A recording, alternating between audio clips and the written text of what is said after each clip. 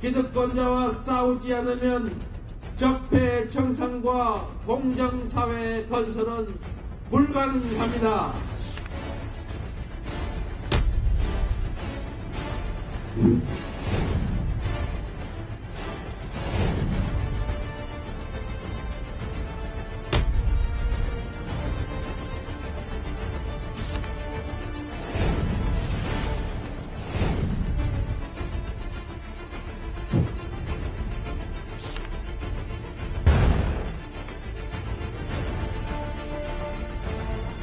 저는 이재명식 6.1 성장 정책으로 모두가 함께 잘 사는 경제를 만들 것입니다.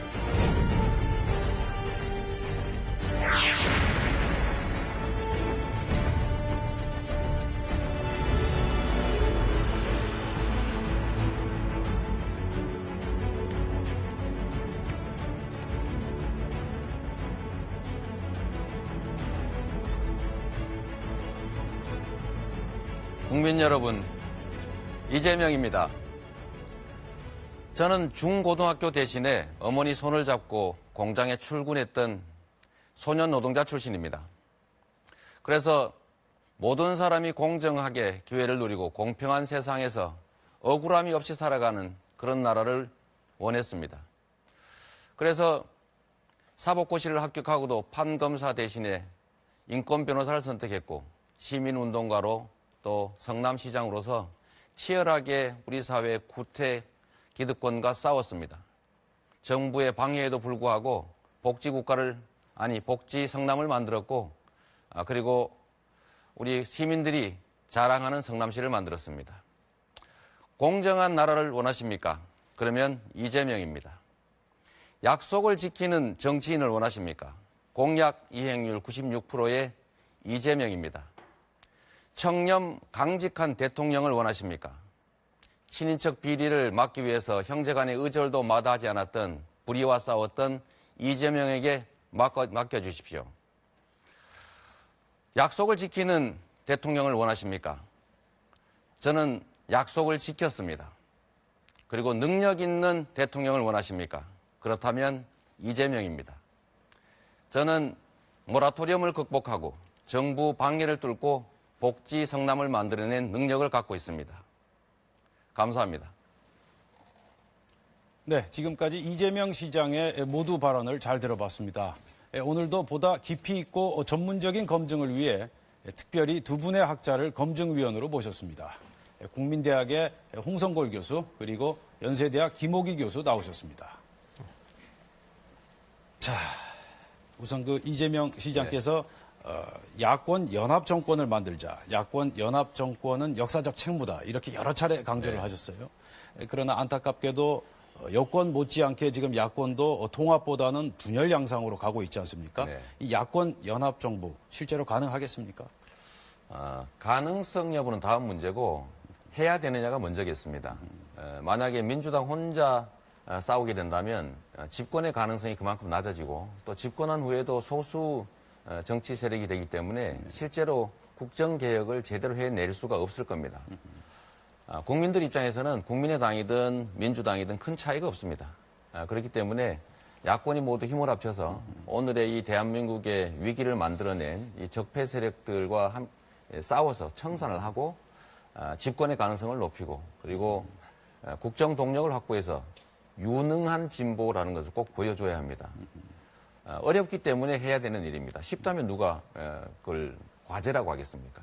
그래서 저는 무슨 수를 써서라도 야권 통합 안 된다면 야권 연대를 반드시 이루어서 안정적인 집권 세력을 만들고 또 그걸 통해서 국민이 원하는 공정한 나라를 만들어 나갈 생각입니다. 네, 자 먼저 김호기 교수.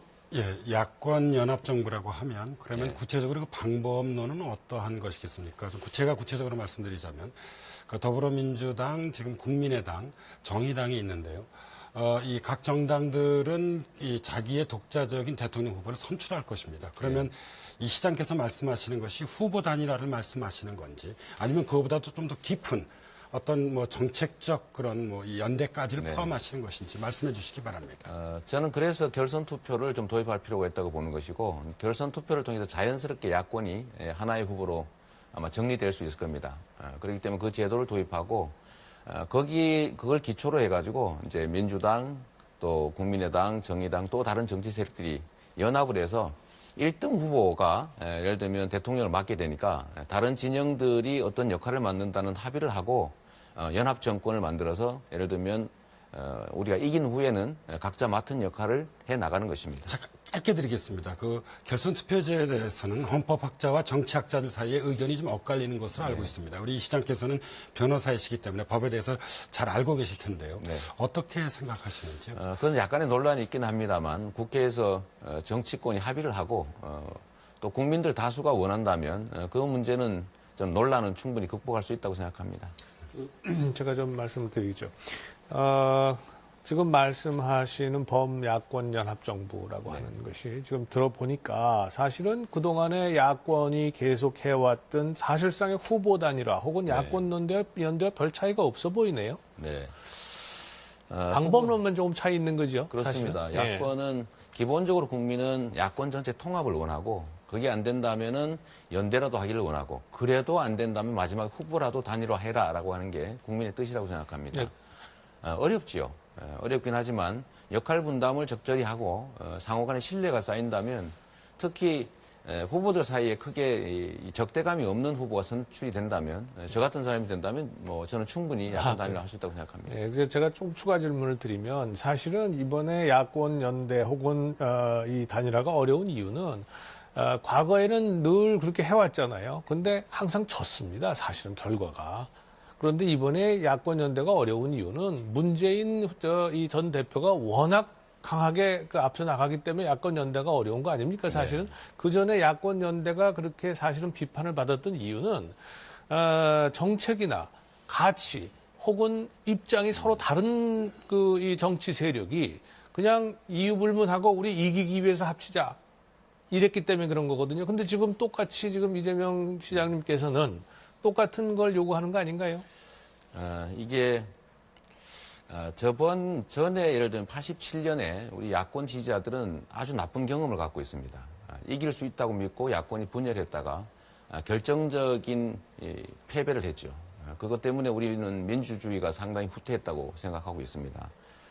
지금도 사실 분열돼서 선거를 치를 경우에 반드시 이기는 것이 아니라 승리의 가능성이 적어지게 됩니다. 그건 현실이죠. 그래서 작은 차이를 극복하고 반드시 힘을 합쳐서 이길 가능성을 높여야 되는 것이고 두 번째는 이렇게 힘을 합쳐놔야 다음에 예를 들면 여대 야소 국면을 만들어서 국정 동력을 개혁 동력을 만들어낼 수 있지 그게 아니고 지금 단순히 민주당만 이기면 여소 야대가 되지 않습니까? 아마 행정 권한을 이용한 개혁조차도 거의 불가능하게 될 가능성이 높습니다.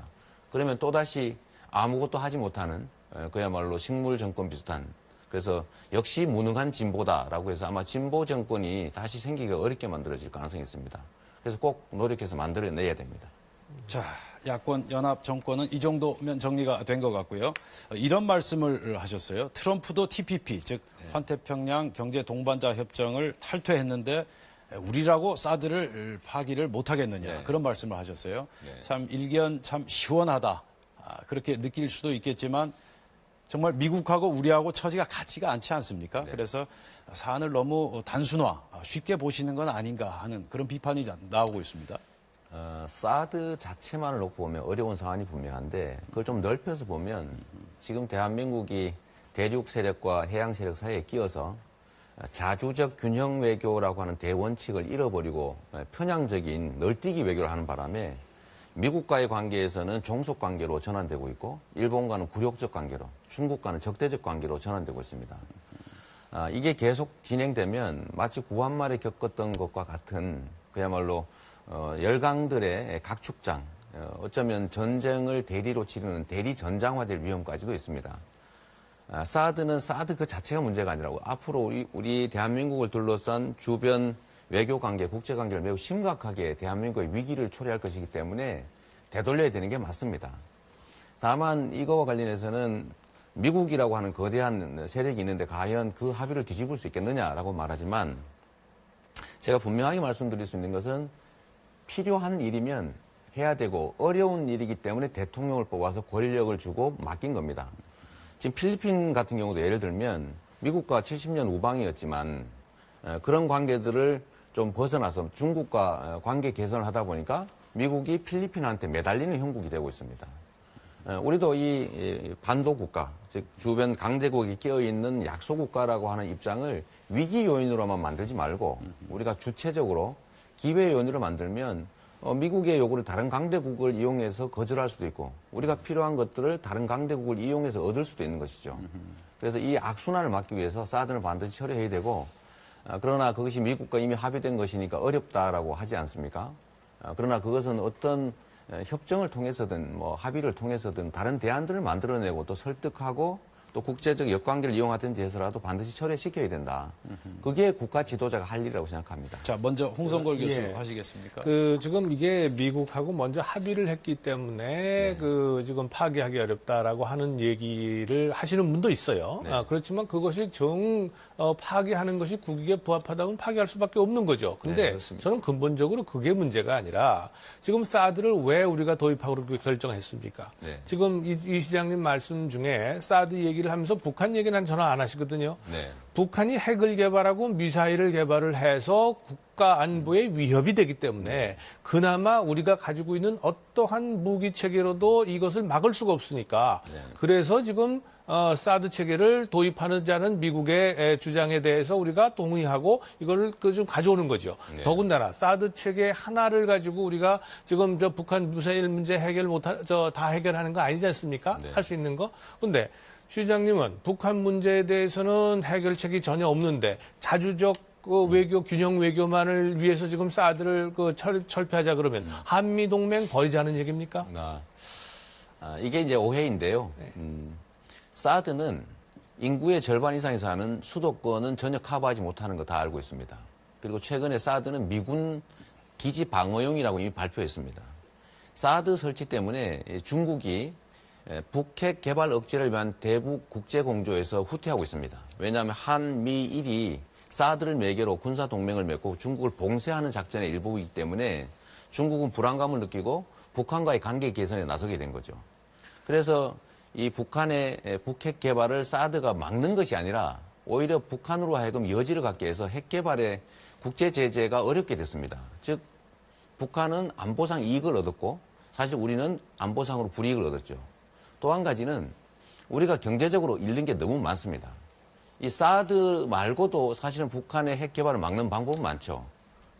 안보는 평화를 지키기 위한 것이고 무기를 개발하는 게 아니라 평화를 확장함으로써 나라를 지킬 수가 있습니다. 알겠습니다. 이게 지금 사실은 사드 문제를 가지고 논의를 하려면 굉장히 복잡한데 네. 한마디로 말씀을 드리면 사드의 전술적 가치를 지금 말씀하고 계세요. 네. 우리 이 시장님은. 근데 사드의 전략적 가치는 그게 아닙니다. 사드의 전략적 가치는 한미동맹 그 자체예요. 사드를 들어오면서 한미동맹을 공고히 하고 그걸 통해서 이 북한의 그 위협을 지금 해결하자는 거거든요. 네. 그런데 지금 말씀이 경제적으로 손해가 많고 또 우리 중국이 오히려 북한을 도와주고 하는 그런 그 말씀을 하시는데 한미동맹을 우리가 지금 잃어버리는 거에 대해서는 전혀 걱정을 안 하십니까?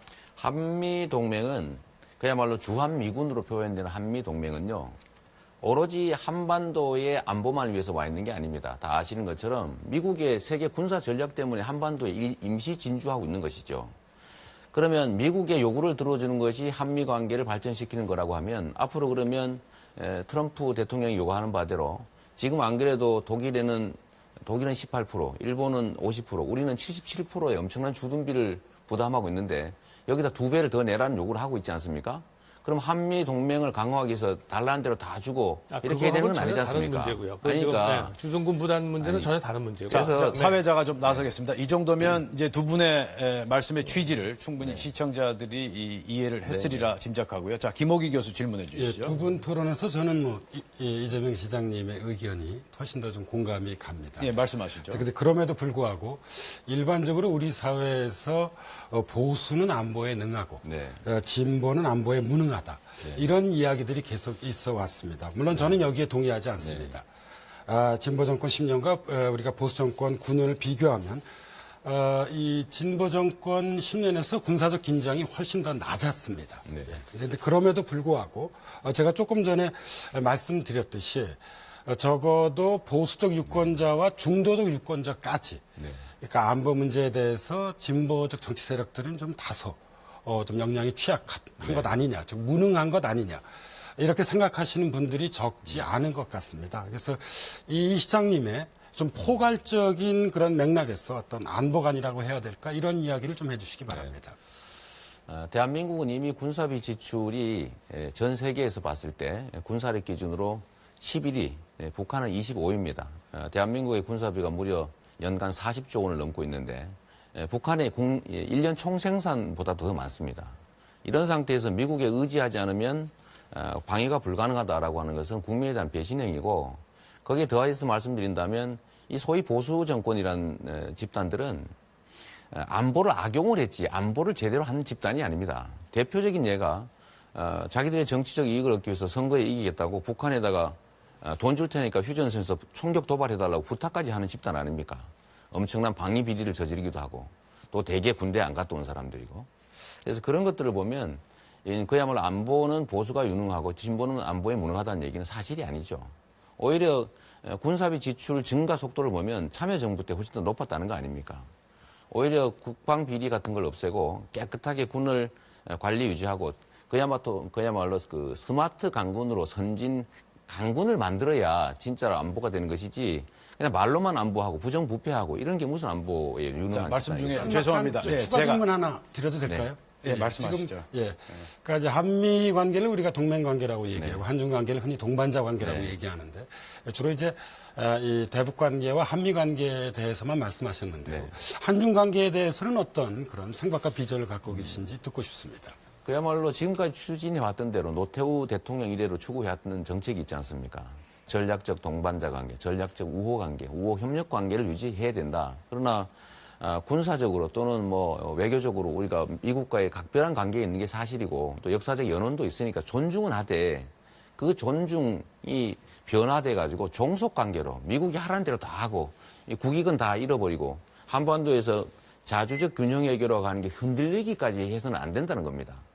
제가 자, 조금 추가 질문 자, 드리겠습니다. 죄송합니다. 저도 좀 질문을 하고 싶어서요. 네. 자, 이재명 시장께서는 주한미군 문제 네. 그리고 사드 배치 이런 문제에 대해서는 이제 상당한 우려와 함께 이제 네. 붕괴감까지 피력을 하시는데 자, 북한 핵 문제에 대해서는 어떤 우려와 어떤 스탠스를 자, 이 북한 핵 문제 어떻게 해결해야 되고 어느 정도 심각한 거라고 생각하세요? 북한 핵 문제는 한반도의 안정을 저해하는 그리고 이 우리 대한민국의 안보를 위협하는 정말로 심각한 문제입니다. 반드시 비핵화로 핵 폐기로 가야 됩니다. 근데 문제는 핵 폐기를 해야 되는데 그게 일방적으로 지금까지 했던 것처럼 제재 압박 일변도의 강경책만으로 가능하냐? 사실 제재 압박 일변도의 정책을 폈던 10년 동안에 핵 개발 속도는 더 빨라졌습니다. 그래서 이 점을 우리가 객관적으로 인정을 하고 대화와 협상이라고 하는 온건 정책도 동시에 같이 써야죠.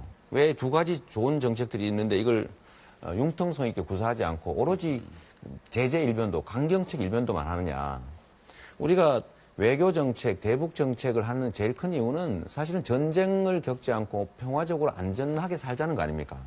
그러면 두들겨 패는 게 능사였으면 좋겠지만 그게 잘 안 됐으니까 이제는 북한으로 하여금 정책 전환을 할 수 있도록 저는 대화, 협상이라고 하는 새로운 정책도 좀 추가해야 된다라고 생각합니다. 네, 말씀 잘 들었습니다. 자, 지금 안보 문제 계속 말씀 나누고 싶지만 이제 저희가 또 하나만 주어진 좀 명확하게 우리 구분할 필요가 있습니다. 제가 아까 좀 말씀하시는 중에 이 소위 보수 세력은 네. 안보를 악용만 했지 안보를 지키지 않았다, 지키지 못했다라고 했거든요. 그러면 하셨는데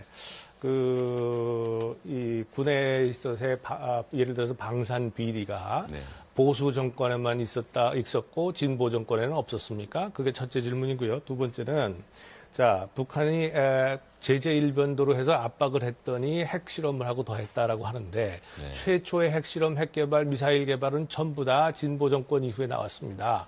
그 전에는 안 나왔어요. 그리고 핵 개발이 가속화되는 것은 일단 개발을 해놓은 상태에서 추가적인 핵실험을 하기 때문에 이게 가속화되는 것이지 지금 말씀하시는 것처럼 보수 정권들이 잘못했고 압박을 했기 때문에 가속화된 게 아니란 말이에요. 자, 홍 근데 교수님, 거기에 대해서 뭐라고 여기까지 하시겠어요? 해주시고 저 네. 짧게 좀 답변을 네. 해주시면 감사하겠습니다. 저는 그렇게 생각하지 않습니다. 이게 정책이란 다양하게 융통성 있게 구사를 해야지 감정을 가지고 개성공단을 일방적으로 갑자기 폐쇄해버린다든지 남북 대화 채널까지 끊는다든지 이런 방식의 과격한 조치로는 북한 문제를 제대로 해결할 수가 없습니다. 그게 꼭 감정적으로 한 정책이라고 보십니까? 여기까지 하도록 하죠. 자, 이제 분위기가 지금 많이 달아오르고 있는데 좀 분위기를 바꾸도록 하겠습니다. 자, 그럼 본격적으로 집중 검증 시간을 가져보도록 하겠습니다.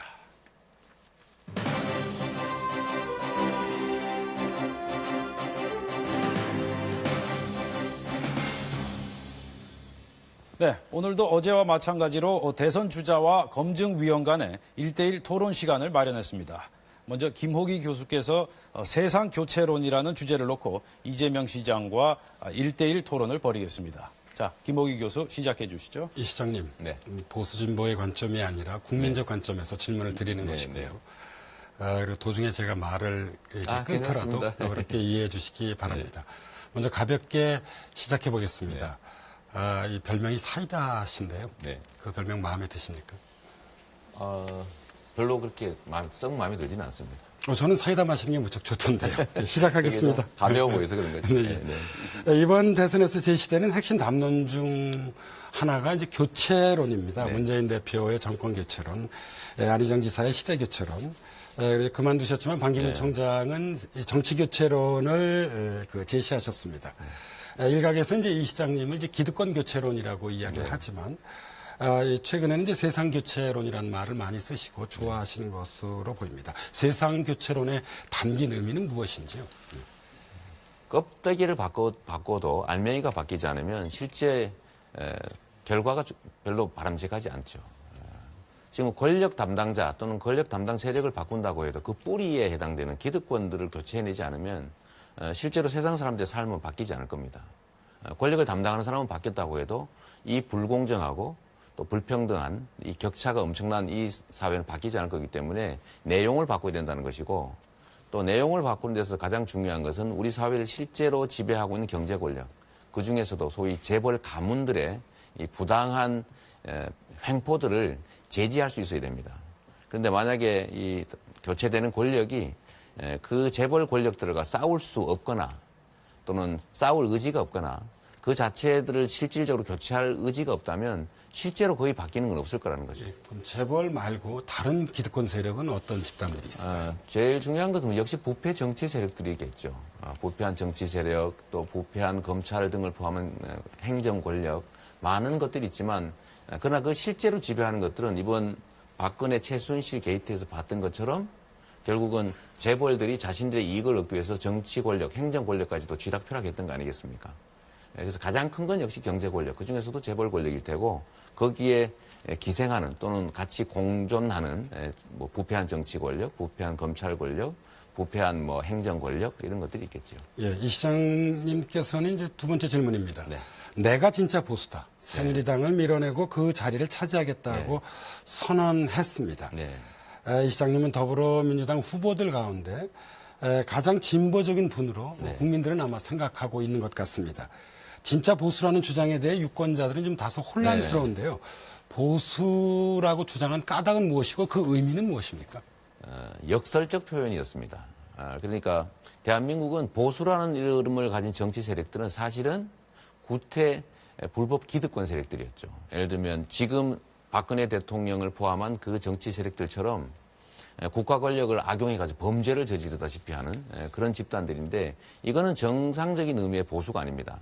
근데 이 불법 부패 집단들이 보수의 이름을 참칭을 하고 진짜 보수의 자리를 차지하고 있는 거죠.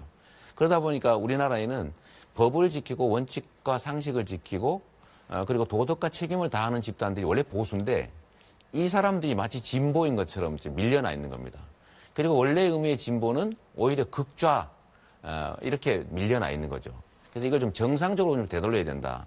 우리 사회는 보수와 진보가 합리적으로 경쟁하는 단계가 아니고 비상식과 상식, 불법과 합법, 부정의와 정의가 경쟁하는 단계이기 때문에 이 보수를 참칭한 세력들을 이 정치 현실에서 우리 현장에서 좀 밀어내고 정상적으로 보수와 진보가 경쟁하는 단계가 된다면 교과서적 의미에서 봤을 때, 즉 서구 선진국 기준으로 봤을 때 오히려 저처럼 법 지키자, 법대로 하자, 상식대로 하자라고 하는 것들이 보수의 자리일 가능성이 많고 정의당이나 노동당, 녹색당 정도는 돼야 교과서적 의미의 진보다라는 뜻이었습니다. 그러나 우리나라 사회에서는 저 같은 사람이 이 진보라고 하는 자리를 차지하고 있는 건 맞습니다. 왜냐하면 이 보수라는 자리를 부패 기득권이 차지하고 있으니까. 네, 그럼 다음 질문으로 넘어가겠습니다. 그럼에도 불구하고 이제 이 시장님을 불안하게 바라보고 있는 국민들이 적지 않은 것 같습니다.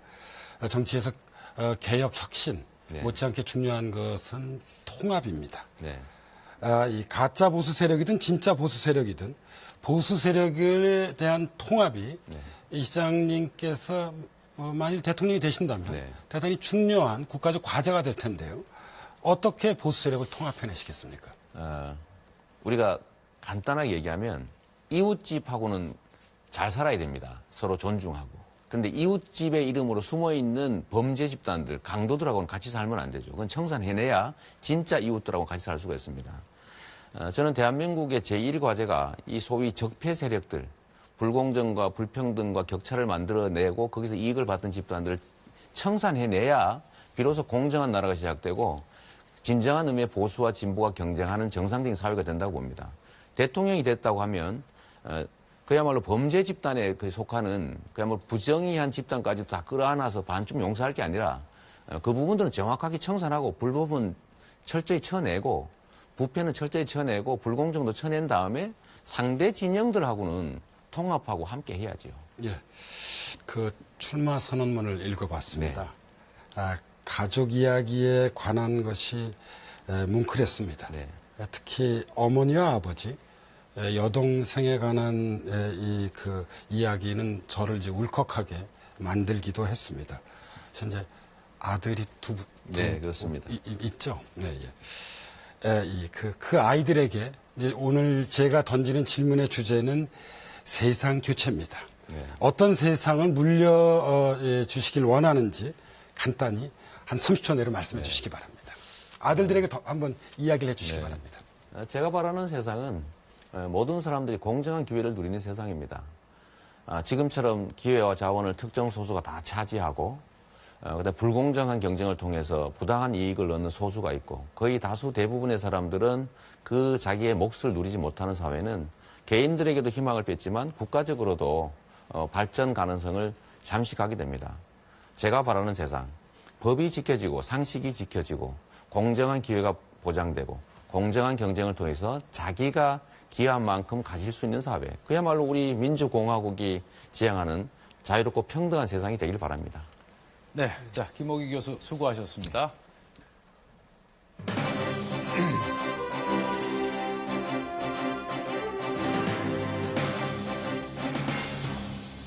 자, 이번엔 홍성걸 교수님 차례죠. 자, 홍성걸 교수님께서 이재명 시장의 파퓰리즘을 소재로 1대1 토론을 벌이도록 하겠습니다. 네, 뭐 시장님 좀 힘드시죠? 계속 질문 괜찮습니다. 받고 좀 아마 그러실 텐데 가벼운 이 워밍업 질문부터 좀. 네. 시장님 개인 스토리 봤습니다. 뭐 어려운 시절. 저 오리엔트식의 그 중학교 제가 입학할 때 73년도에 처음으로 선물 받아서 아주 기분 좋았던 기억이 납니다. 그런데 말이죠. 시장님처럼 그렇게 어려운 분들이 이렇게 이제 그 노력을 해서 시장이 되고 또 대선까지 출마할 수 있다. 이런 정도 나라라면 꽤 공정하고 살만한 나라 아닐까요? 네. 그러나 이걸로는 부족하지요. 네. 부족해서 지금 하신다. 그런데 그냥 부족한 것보다도 지금까지 말씀하신 걸 보면 세상에 이 보수 세력, 소위 보수로 우리 저 시장님 말씀을 빌린다면 참칭하는 세력들이 되게 전부 다 불평등하고 불공정하고 해서 이걸 다 지금 싸워서 이겨야 된다. 그 굉장히 계급 갈등과 적으로 돌리고 계신단 말이에요. 그건 어떻게 보십니까? 촛불을 들고도 싸웁니다. 기득권자들이 부당한 구조를 통해서 이익을 얻는 비정상 시스템. 뭐 대표적으로 예를 들면 이번에 박근혜 게이트라고 불리는 그런 시스템들도 그들이 스스로 반성해서 고쳐지지는 않습니다. 가만두면 계속 더 나빠지겠죠. 그래서 우리 국민들이 1,000만이 넘게 길거리에 나와서 촛불을 들고 점잖게 싸웠지 않습니까? 그러나 본질은 싸운 것이죠. 항의하고 네. 고치기 위해서 노력하는 것. 그런 끊임없는 싸움들이 있었기 때문에 우리가 민주주의라고 하는 것이 그래도 자리 잡게 됐다는 겁니다. 알겠습니다. 저도 싸웠습니다. 그런 네. 의미에서 본다면. 그런데 저는 그렇다고 해서 그것이 일반적이라고 보지는 않습니다. 대단히 예외적인 현상이었지 일반적이라고 보지 않습니다. 본격적인 질문 좀 들어가겠습니다.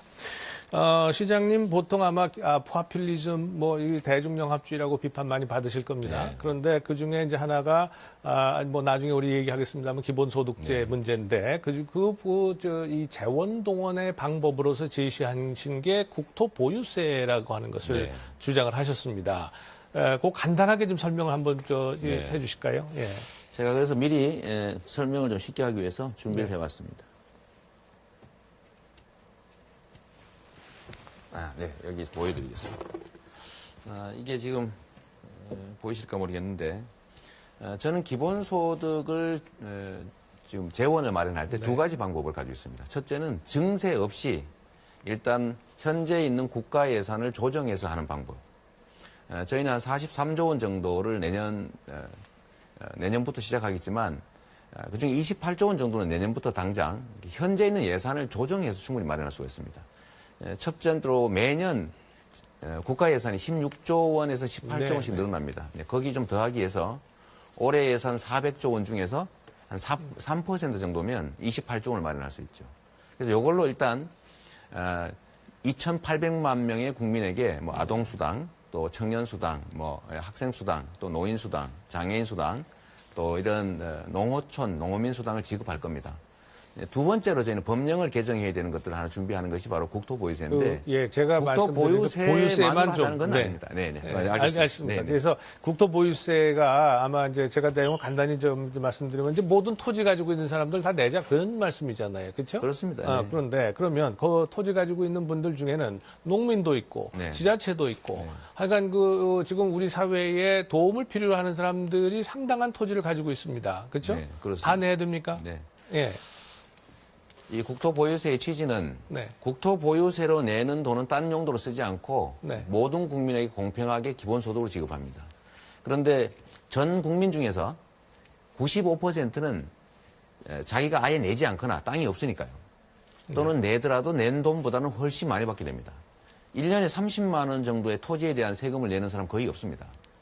문제는 우리 사회에 약 4, 5% 정도의 소수가 엄청난 양의 토지를 소유하고 있기 때문에 그분들은 좀 많이 내게 되겠죠. 그러면 지금 우리 재산세, 토지세와 주택으로 나눠져 있지 않습니까? 그럼 네. 그거 이중과세 하는 건가요? 아니면 어떻게 하는 거예요? 그걸 이제 국토보유세를 네. 부과한 다음에 재산세분은 돌려주고 예. 나머지 그거는 차익만 내고 다른 거다. 알겠습니다. 대신에 1인당 30만 원씩을 가구당 3명이면 90만 원을 지급하는 것이죠. 네. 그런데 아까 말씀하신 여러 가지 이제 이 재원들이 있는데 네, 이게 지금 앞으로 세금을 낼 수 있는 사람들은 자꾸 줄어들지 않습니까? 네. 인구 구조가 자꾸 줄어드니까. 그리고 우리 국가 채무가 지금 한 640조 가까이 있습니다. 그리고 매년 이게 한 4, 50조가 증가하고 있고요. 지금 이런 상황 속에서 과연 이렇게 지금 말씀하신 게 증세 없이라고 말씀하셨잖아요. 지금 많은 분들, 특히 어제 나온 유승민 후보 같은 경우에는 법인세 올려야 된다. 또 많은 분들 중에는 개인 소득세 올려야 된다, 지금. 이렇게 많이 주장을 하고 계세요. 근데 그거 없이 이거 지금 하시겠다는 거는 이게 좀 지속 가능성이 떨어지는 거 아니냐, 이렇게 말씀드릴 수가 있겠는데. 지금 대한민국 경제가 어려워지는 이유는 국민들이 쓸 수 있는 돈이 없어서 그렇습니다. 이거를 지금 이 대출로 지금 이제 구매력을 유지해 오다가 지금 이것도 한계에 다도달했지 않습니까? 그러면 지금 앞으로는 누가 물건을 살 거면 누가 기업이 생산하는 서비스를 제공받겠어요.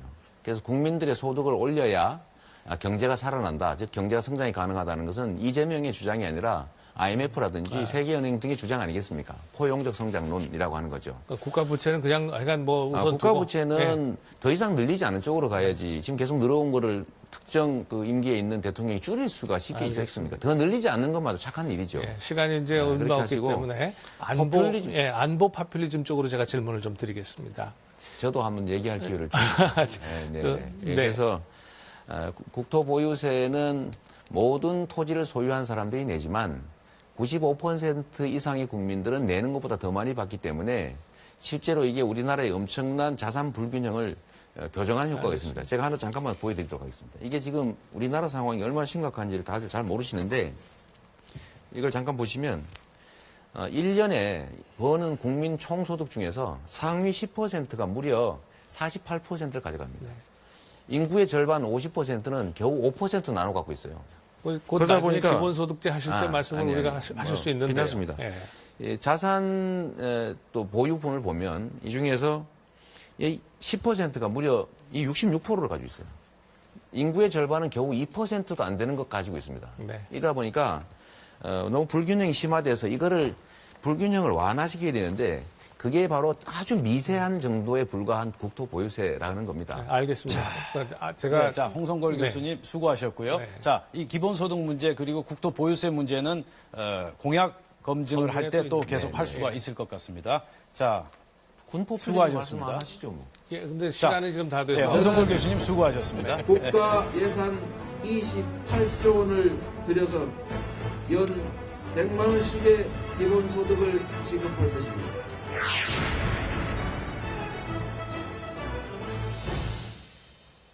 네, 이번엔 공약 검증 순서입니다. 우리 이재명 시장의 대표 공약이라고 할 수 있겠죠.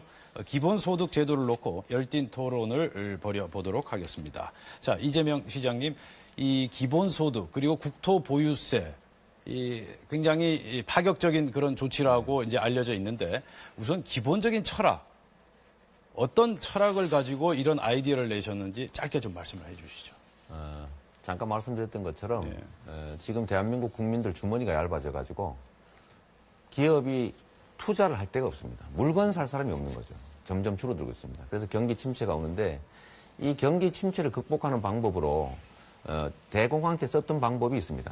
첫째는 공정한 경쟁 질서를 회복하는 겁니다. 대기업 등이 마음대로 재벌 기업들이 횡포를 부리는 건 경제가 아니라 기업 주체들이 공정하게 경쟁할 수 있게 하는 것. 두 번째는 노동자들의 몫을 늘리는 것. 그래서 중산층을 만들어내는 것. 세 번째는 과도한 초과 이익을 얻는 대기업들로 하여금 증세를 해서 이걸로 복지를 확대함으로써 국민들의 구매력을 늘려서 경기 순환을 정상화시키는 것인데 이게 바로 루즈벨트의 뉴딜 정책이죠. 이게 미국의 50년 호황을 만들어 왔습니다. 대한민국도 그런 정책이 필요한 때가 됐는데 네. 특히 최근에 소위 4차 산업혁명 때문에 일자리가 점점 줄어들 수밖에 없는 거고 생산성은 아주 빠르게 발전하기 때문에 네. 우리 구성원들의 최소한의 삶을 국가가 책임져야 된다라고 해서 기본소득 논의가 시작되고 있어서 우리 사회에도 부분적으로 아주 초보적으로 좀 도입하자라는 것입니다. 네. 자, 일단 아이디어는 상당히 파격적이다. 네. 그래서 지금 상당한 주목을 받고 있는데, 자, 문제는 실현 가능성 아니겠습니까? 네. 지금 총 예산 43조 원. 그 중에서 이제 기본소득을 지급할 경우 기본소득에만 지금 28조 원이 네. 우선 돈이 마련이 돼야 돼요. 네. 그런데 시장님께서 이 28조 원을 정부 예산 구조 조정을 통해서 마련을 하겠다. 그렇게 말씀을 하셨는데 정부 예산 구조 조정 이거 말처럼 쉽겠습니까? 쉽지 않지요. 그래서 저 같은 사람이 필요한 겁니다. 제가 성남시 시정을 맡게 됐을 때 무려 6,500억 원의 비공식 부채가 있었습니다. 성남시 예산은 1조 6천억 되지 않았습니다. 그걸 제가 예산 구조조정을 통해서 1년에 1,200억씩 빚을 갚고 모라토리움이라는 걸 졸업했죠. 지방자치단체는 정부보다도 융통성이 더 적습니다. 완벽한 사실이죠. 그리고 저는 매년 1,200억 정도씩 갚던 빚 청산이 끝나고 난 다음에 정부의 방해를 뚫고 성남시 자체의 복지 정책을 추진해서 사실 지금 이 자리에까지 와 있습니다. 정부는 훨씬 더 쉽습니다. 매년 정부 예산 순증분이 16조에서 18조 원 정도씩 됩니다. 그 신규 사업, 뭐 예를 들면 창조 산업 예산이라든지 무슨 4대강 예산 이런 데 쓰지 않으면 됩니다. 두 번째는 그 순증 예산에다가 기존 올해 400조 예산 중에서 3% 정도만 조정하면 충분히 마련하는 예산이죠. 12조 원 더하기 순증분을 하면 28조 원 정도를 가지고 내년부터 당장 시행할 수가 있습니다. 말씀 중에 죄송한데 지금 4대강 사업을 하지 않고 또 창조 경제 사업도 줄이면 된다. 자, 그 창조 경제 사업이나 4대강 사업에도 그 일자리가 만들어지는 충분한 그런 상황이 있지 않습니까? 4대강 사업을 통해서. 자, 그러면 시장님 말씀대로 그런 4대강 사업을 없앨 경우에 네. 그 4대강 사업에 투입됐던 근로자들 그러면 일자리를 당장 잃게 되는데 그 부분은 어떻게 설명하시겠습니까? 정부가 재정 투자를 할 때 소위 경제 유발 효과라고 하는 게 있습니다. 그런데 연구 결과에 의하면 토목공사 이런 데 투자했을 때 예를 들면 뭐 SOC 투자를 했을 때의 소위 BC 경제성이라고 하는 것은 겨우 1을 넘기가 어렵고 일자리 만들어지는 것도 극히 적습니다.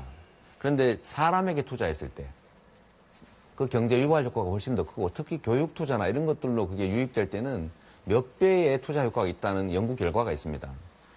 우리는 예를 들면 정부 예산을 가지고 돈 잘 벌고 있는 삼성전자에 R&D 그 지원이라는 이름으로 몇 조씩 지원하는 것은 투자라고 말하고 우리 서민들 수없이만 수백만 수천만의 사람들에게 복지 지출을 하면 그건 낭비라고 공짜라고 말합니다. 실제로 경제 유발 효과나 일자리 만들어지는 효과를 따지면 사람에게 투자하는 게 훨씬 더 낫다는 게 연구 결과예요. 자, 예, 잘 들었습니다. 자, 말씀하시죠. 네, 기본소득제는 그 제4차 산업혁명이 가져올 일자리 감소를 고려할 때 저는 뭐 불가피한 선택이 될 가능성이 높다고 생각합니다. 따라서 기본적으로 저도 지지를 하고 있습니다만 현실적으로 이것이 얼마나 실현 가능한가는 좀 생각해 볼 수 있는 것 같습니다. 두 가지를 말씀드리겠습니다. 하나는 지난해였죠. 스위스에서 기본소득 규정을 담은 헌법 개정안에 대한 국민투표가 진행이 됐는데 77%가 반대했습니다. 그 까닭은 스위스의 경우에서는 재정 조달이 문제와 세도할 이민자의 우려였습니다. 예, 여기 이제 하나 있고요. 과연 이제 국민들이 얼마나 받아들일 것인가 문제가 있고 또 이 전문적인 연구자들에 따른다고 한다면 제4차 산업혁명을 고려할 때 기본소득이 불가피한 부분이 있지만 이것이 일하려는 사람의 의욕을 줄일 수도 있다라고 하는 그런 반론도 현재 제기되고 있는 상황입니다. 그래서 과연 국민들이 이러한 기본소득 제도를 우리가 과감하게 뭐 이게 추진한다고 할 때 받아들일 수 있을지 만약에 반대를 하게 된다면 이 시장께서는 어떻게 설득하실지 좀 그 얘기를 좀 듣고 싶습니다. 첫째로 그 스위스 말씀하셨는데 스위스는 1년에 3,600만 원을 지급하는 정책 아니었습니다. 그러니까 그것만 가지고도 일하지 않고 살 수 있을 만큼의 엄청난 금액을 지원하는 것이었죠. 그러니까 당연히 부결될 수밖에 없었을 겁니다. 그런데 우리는 겨우 특정 계층에게 좀 어려운 29세 이하 청년과 학생, 아동, 영아, 그다음 65세 이상의 노인, 그다음에 전국의 장애인, 전국의 농어 축산민들 여기에만 연간 100만 원 정도를 지원하는 거기 때문에 이 100만 원 받고 일하지 않을 거다 이런 걱정하는 것은 그야말로 기구입니다. 그건 사실이 아니고요. 일하는 의욕을 줄일 거라는 걱정을 할 게 아니라 오히려 일하는 의욕을 더 불러일으킬 가능성도 있습니다. 소위 지금의 복지 정책은 일정한 소득 이하만 대상이 되기 때문에 일해서 돈을 받으면 지원이 중단됩니다. 그래서 일을 하지 않습니다. 근데 이거는 기본소득이기 때문에 수입과 관계없이 지불하지 않습니까? 그러면 좀 임금이 적은 일자리라도 자기의 예를 들면 자아 실현에 도움되는 일자리에 취업할 수도 있죠. 그리고 제가 아까 포퓰리즘 얘기 자꾸 하시는데 정부가 국민이 내는 예산, 세금을 가지고 국방, 외교, 안보, 그다음에 내부 질서 유지와 같은 필요한 영역에 최소한으로 먼저 쓰고 비용을 최대한 아껴서 국민들의 삶, 즉 국민, 여성, 노인, 청소년, 장애인 등에게 복지 지출을 늘려라라고 하는 것은 이재명이가 하는 일이 아니라 헌법 34조에 명시적으로 정해놓은 겁니다. 이거는 국가의 의무, 국민의 권리를 제가 충실하게 이행한 거니까 충분히 답변이 이거를 되신, 이게 마치 이 불효자들이 효자 보고 너 왜 부모한테 잘하느냐, 너 잘 보이려 그러지 이렇게 하는 거하고 비슷하다. 자, 홍성걸 교수님. 시장님, 이 기본소득제가 사실은 그 진보 좌파의 정책 의제가 아니고 우파의 정책 의제라는 거 아시죠? 보수파의. 네. 이 사실은 선진국에서 복지제도가 많고 하다 보니까 비용이 굉장히 많이 들어요. 그래서 그렇습니다. 국민들을 좀 이해시키기 위해서 그러는데 기본소득제를 도입을 해가지고 현금을 나눠줌으로써 나머지를 전부 통폐합해가지고 없애는 거 아닙니까? 그런 개념에서 출발한 거예요. 그래서 우리가 기본소득세를 고민한다는 건 저는 굉장히 좋은 생각이라고 봅니다. 그런데 말씀하신 것처럼 1년에 100만 원 돈이에요. 그리고 2,800만 원에 800만 명이 넘는 사람들한테 나눠주는 겁니다. 자, 이걸 했을 때 송파 세모녀 사건이라든가 혹은 우리 저 사회 그 복지 사각지대에 있는 분들 이분들한테 우리가 따스한 온기를 보내드릴 수 있을까요? 송파 세모녀는 이 정책이 시행되면 연 300만 원을 받게 됩니다. 월 25만 원씩 받게 되죠. 3명이니까. 그렇죠? 아, 그렇죠. 적은 돈이 예, 아니죠. 예. 두 번째로는 연 300만 원이요? 3명이니까. 예, 그렇죠. 세 명이니까. 1인당 100만 원씩. 1인당 100만 원씩 해서. 예, 그렇죠. 적은 돈이 말씀하시죠. 아닙니다. 예. 적은 돈이 아니고 그렇다고 많은 돈도 아니고요. 그냥 서민들한테 엄청나게 큰 돈이죠. 두 번째는 이거를 현금으로 바로 지급하는 게 아니라 저는 지역 균형 발전 차원에서 지역 경제 활성화라는 차원에서 이걸 해당 지역에서만 쓸 수 있는 지역 화폐, 상품권 쿠폰으로 지급하자는 겁니다. 우리 성남시에서 이미 청년 배당이나 산후조리비 지원을 이 성남 지역 화폐로 지급했더니 성남의 재래시장이 살아나고 있어요. 매출이 늘어나고 있습니다. 겨우 200억 가지고. 그런데 이게 만약에 28조 원이면 예를 들면 부산을 예를 들면 약 3조 원 정도가 부산 지역 경제에 매년 쓰여지게 됩니다. 3조 원이 지역 경제에 직접 투자될 경우에 얼마나 큰 경제 활성화의 효과가 있을지는 우리가 짐작할 수 있지 않습니까? 그렇기 때문에 이거를 단순히 나눠주는 거다, 별로 효과 없을 거다 얘기할 건 아니죠. 그다음 송파 세모녀 얘기하셨는데 이 사각지대에 대한 예를 들면 지원은 지원대로 해야죠. 지원대로 해야 되지만 우리가 처음이라도 시작하지 않으면 언제 할 수 있습니까? 100만 원 가지고 큰 도움 안 되는 건 사실이지만 그래도 기본소득이라고 하는 걸 우리 사회의 의제로 던지고 또 예를 들면 국토보유세 걷었더니 내가 내는 것보다 더 많이 나한테 돌려주는구나. 세금 내는 재미가 있구나라고 하면 조세 저항도 줄어들고 이걸 통해서 소위 중부담 중복지로 갈 수 있죠. 근데 아무 시도도 안 하고 맨날 어려운 사람 지원하자라고 말만 하면 어려운 사람 지원을 하는데 대부분의 지원 못 받는 국민들이 동의할 리가 없지 않습니까? 이걸 소위 복지의 역설이라고 하죠. 복지 정책을 선별적으로 하면 더 나을 것 같지만 실제로는 복지가 개선이 안 된다는 거예요. 이 부분 제가 한번 질문을 좀 드리고 싶습니다. 네. 지금 거의 모든 국민에게 지금 이제 지급한다는 그거 아니겠습니까? 네, 자, 근데 100만 원씩은 2,800만 명. 그렇지, 2,800 원씩은 전원에게. 네, 전원에게. 2차적으로. 자, 그런데 어떻습니까? 그 어렵고 힘들고 못 사는 네. 분들에게 이렇게 나눠주는 게 더 효율적이지 않겠습니까? 예를 들어 삼성 이건희 회장에게 100만 원의 기본소득과 30만 원의 국토보유세 해서 130만 원을 지급한다. 네. 이게 소비로 이어질 수 있을까요? 이건희는 대한민국 국민의 아마 10만 분의 1, 100만 분의 1도 안 되는 사람입니다. 그러니까 예를 들었던 특수한 겁니다. 사례인데 제가 성남의 청년배당을 100만 원씩 주는 24세 청년들을 전원 주지 말고 일정 소득 이상이 되는 사람을 골라내자라고 생각을 해봤더니 그 골라내는 돈이 더 많이 듭니다. 그 100만 원 아끼기 위해서 다 전원을 다 조사해야 되지 않습니까? 시스템 다 관리해야 되고 계속 그게 이탈하는지 안 하는지를 계속 관리해야 되는 인력과 장비와 시스템 관리 비용이 훨씬 더 많이 들어요. 그리고 그것보다는 오히려 아까 말씀드렸던 조세 저항을 줄이고 내가 내는 만큼 다 돌려주는구나 하면 조세 저항이 엄청 줄어들지 않습니까? 근데 선별적 복지의 이름으로 계속 복지 정책을 확대해와도 송파 세모녀는 없어지지 않아요.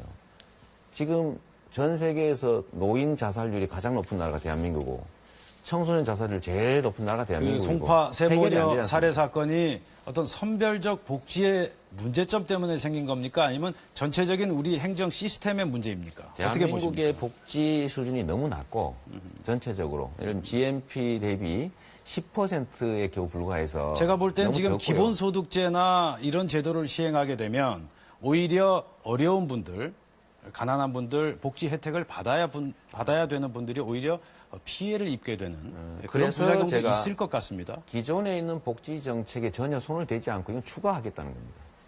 복지 정책을 그걸 없애서 이 새로운 정책을 만드는 게 아니라 그야말로 순증하는 국가 예산. 그러면 기존 복지 제도는 그대로 놔두고 추가로 이 제도를 그렇습니다. 시행하겠다는 겁니까? 시행하면서 좀 장기적 과제로 아까 교수님 말씀하신 것처럼 이거를 조정해 나가야죠.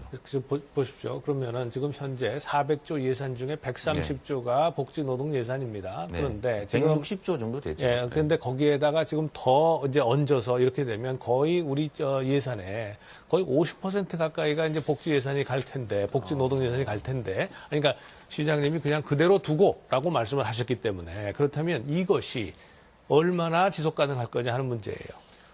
지금 제가 28조 원 정도를 복지 지출로 추가하게 되면 대개 한 40% 좀 넘게 될 것 같은데 OECD 평균 복지 지출이 국가 예산 대비 50%입니다. 그렇게 해도 한참 부족합니다. 네. 자, 그런데 그 OECD 국가들이요, 평균 자기네 예산의 약 한 30% 가까이를 갖다가 그 국방 예산에 쓰고 있습니까? 또 OECD 국가들이 우리 교수님은 자꾸 숫자를 과장하시는데 네. 우리나라는 국방비를 30% 쓰지 않고 10% 쓰고 있어요. 국가 예산에. 국가 예산에. 예. 그러게, 그건 적절하지 아니 근데 않네서. 그 OECD 국가들은 어떻습니까? 거기도 예를 들면 뭐 우리나라보다 크게 차이는 나지 않습니다. 3% 정도는 쓰니까요. 네, 그 그 7% 때문에 50%와 또 교육 예산은 어떻습니까? 제가 드리는 말씀은 이게 뭐냐면 다른 항목에 보면은요 우리가 복지 예산을 그렇게 쓸 수밖에 없었던 이유가 있다는 겁니다. 다른 부분에 그동안에 써왔던 부분이 있고 그래서 조정하는 거 다 좋습니다. 좋은데 문제는 지금 세금을 낼 사람들이 인구가 계속 줄어들어요. 저는 계속 걱정스러운 것이 아마 시장님이 당선이 되신다면 임기 내에는 어떻게 할 수 있을지 모르겠어요. 그러면 5년 후에 이미 국민들한테 전부 권리로 받아들여졌어요. 거의 40%가 혹은 그보다 더 많은 것이 시간이 가면 더 많아지겠죠.